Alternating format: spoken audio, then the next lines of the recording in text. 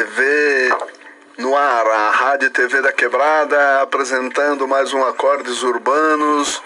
Hoje um Acordes Urbanos especial, certo, Valtinho? Opa, tamo aí chegando e... Chegamos, os mais maduros. Os mais maduros, hoje tem muita prosa, muita história para contar aqui com o nosso mano Artênio. Seja bem-vindo. Tudo bem? É um prazer recebê-lo aqui. Prazer é todo meu, muito obrigado, cara. Muito obrigado pelo convite. Hoje, como diz o outro, sente que lá vem história. Porque tem muita história para contar. O Artênio é um dos grandes figuras do cenário artístico, cultural aqui da Zona Leste, né? E a gente teve o privilégio de conviver aí nos meados aí dos anos 80, então é bastante tempo de história. E bastante curiosidade, né? Porque a gente ficou um tempão sem se trombar e estamos retomando aí, ó, esse reencontro depois de tanto tempo e a gente vai descobrir um monte de coisa aí. Muito bom. Prazer enorme rever. O Quinho já tinha encontrado recentemente, e várias vezes, mas você mesmo só pela net. Hoje Mas foi depois da pandemia, né? Que depois você apareceu. Se você já tinha lançado, já estava circulando.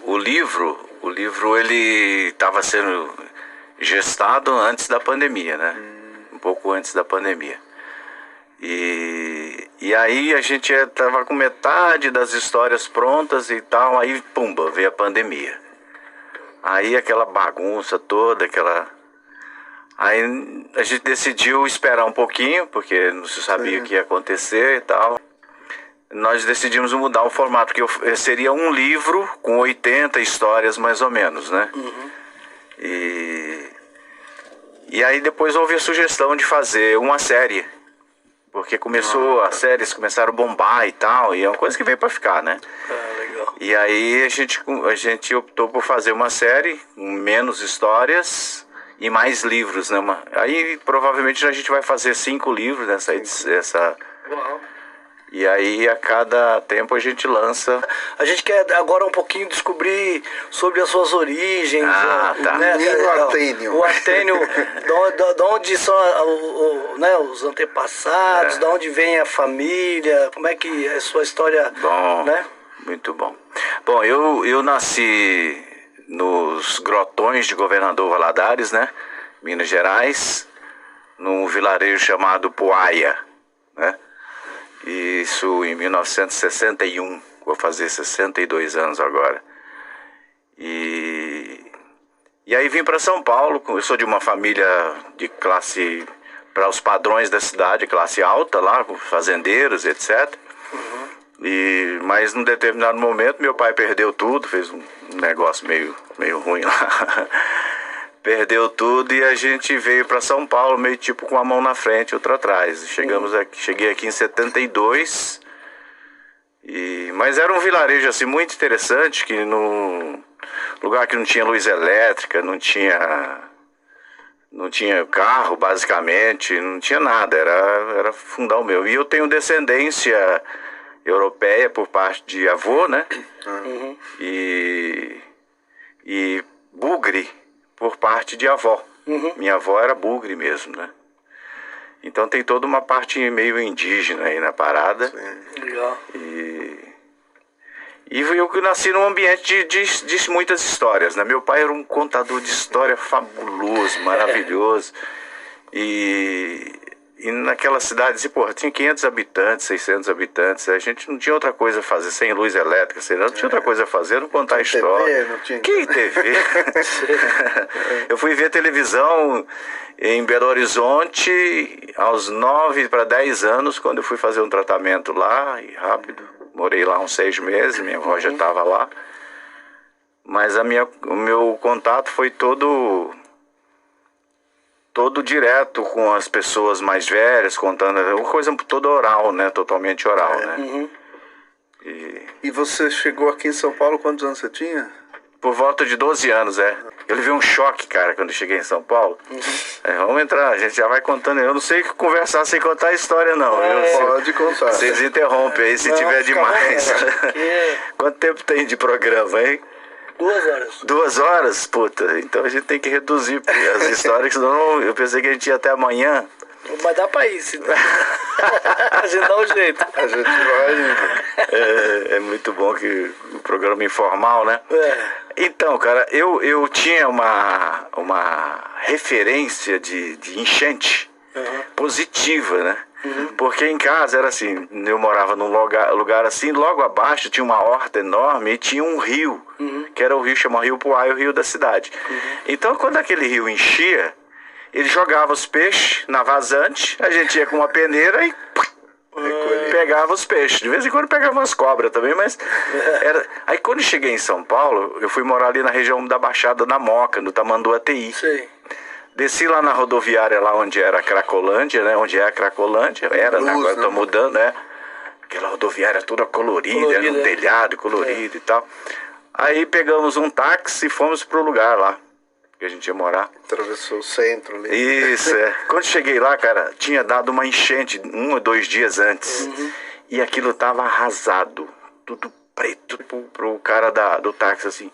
Que é isso? Aí ele falou assim, não, aqui deu uma enchente. Aí eu falei, enchente? Cadê os peixes? Então esse foi meu primeiro contato com São Paulo, pé na lama preta mesmo e tal. E daí a gente morou lá na Moca, lá uns 6 meses, aí felizmente meu pai comprou um imóvel aqui em Itaim Paulista, ali na divisa com Itaquaquecetuba, e ali era a zona rural mesmo, nessa época, né? Então uma parte que ainda é, né? Aí fui morar lá na cidade de Quêmio, conheci o seu Quêmio. Lá tem a cidade de Quêmio e tal, conheci o seu Quêmio, um velho carrasco, pachudo, dava tiro de sal na gente, na molecada. Aqui era o famoso dito gordo que dava tiro na gente. Né? Era cheio que a gente ia roubar as goiabas dele. Dele lá, no seu Quêmio era as mexericas lá, moleque. Só muda o lugar, mas as histórias são... O Akira você não conheceu nessa época aí? Não, o Akira eu vim conhecer... O Akira eu conheci em 79. 78, 79. Porque depois eu morando lá no Jardim das Oliveiras, eu estudei naquele colégio, lá, Colégio do Estado e tal. E depois eu comecei a fazer teatro na escola. Fazer aquelas datas comemorativas, ainda era a época da repressão, né? Aí tinha aquela coisa da educação moral e cívica e tal. Aí comecei a fazer teatro ali e tal, e tava indo bem, cara, né? O pessoal gostava e tal. Eu me animei, né? Me animei e tal. E fui... Aí dali eu pulei Tinha um rapaz que tava com a gente, que ele dirigia, o Moacir, né? Moacir Martins. Aí ele dirigia Aí eu fui, só que ele fazia na igreja, ele fazia o teatro na igreja. Tinha muito. Paixão de Cristo, essas coisas bíblicas, né? Aí ele falou, você tem que ir lá pra igreja, não sei o que, fazer o grupo de teatro e tal. E eu não conhecia, né? Conhecia só o Padre Grilo, né? Começamos a fazer teatro lá na igreja, aí foi bom, porque aí a gente ia apresentar em todas as igrejas, né? Montava as peças e ia pra todas as igrejas e tal. Tinha o salão lá, né? Tinha o salão, a gente que construiu aquele salão, né? Não tinha o salão ainda. Aí depois surgiu a possibilidade Aí o Teatro Núcleo veio pra Zona Leste, o Celso Frateschi, Denise Delvec, Clécio Teixeira, Reinaldo Maia, essa galera aí, né? Eles... Uma divisão dentro do projeto do Augusto Boal, né? Então o Augusto Boal tinha um projeto e tinha 2 núcleos. O núcleo Expressão, que foi para Osasco, fazer um teatro mais profissionalizado, né? Corria mais os estados, e tinha o núcleo que veio fazer trabalho social aqui na Penha, Leste, né? Ali na Zona Leste. E lá eu estava fazendo o curso, e eu conheci primeiro a Sueli. Porque a Sueli fazia o curso comigo lá, né? Era a Sueli, a Eliana Mara, enfim. E aí a gente fez, nós fizemos tava fazendo o teatro, e aí foi quando eu conheci o Sacha Raberuan. Eu também conheci no núcleo. Você também conheceu? Show deles e então, eu quero tocar. Foi o primeiro show do Sacha. Que era ali na descidinha ali da São Miguel ali, né? No começo da São Miguel com o Amador ali. Com o Amador, né? Bem na descidinha de lá pra cá, do lado esquerdo, né? Isso. E aí conheci o Sacha Raberuan, na época era Tomé e Simão, o nome deles, né? E aí foi aí que eu comecei a tomar contato com uma música mais brasileira, porque até então eu escutava, era aquelas coisas, escutava muito Gil Gomes, é o que tinha em casa, é o que tinha por momento, era Gil Gomes, Eli Correia, Paulo Barbosa, esses contadores de história. Isso me influenciou, né? Porque eu saí de um universo que só se contava história, cheguei aqui em São Paulo, encontrei um rádio, meu pai comprou um rádio, e aí comecei... Nessa época ainda tinha, que eu lembrei de uma coisa aqui, ainda tinha aquelas novelas de rádio? Tinha, era novela de rádio, era aquelas revistas de fotonovela, a gente tinha a nossa... A gente tinha, quer dizer, você tinha a parte mais assim... digamos assim, mais intelectual, e você tinha essa coisa popular, né? Popular, da que aí era o Daí José, Roberto Carlos, essa... Jovem Guarda. E eu, na verdade, eu comecei, eu fui criado nesse ambiente. Aí, quando eu fui pro Teatro Núcleo, eu tinha acho que 16 para 17 anos, aí que eu tomei contato com outro mundo, cara. Aí minha cabeça virou completamente. Mas a sua família tinha artista? Não. Eu tinha um tio lá que era sanfoneiro, mas bem distante. É que despertou isso em você mesmo. Você foi o... até hoje não tem ninguém na família que... Não tem ninguém. Minha família é muito grande. Mas não tem ninguém ligado às artes, não. Eu que acabei indo por esse caminho, né? Então aí você começou a se envolver mais com essa coisa. Aí quando eu fui pro movimento, fui pro Teatro Núcleo, né? Fazer teatro, né? E o teatro, por natureza, ele mexe com a cabeça das pessoas, né?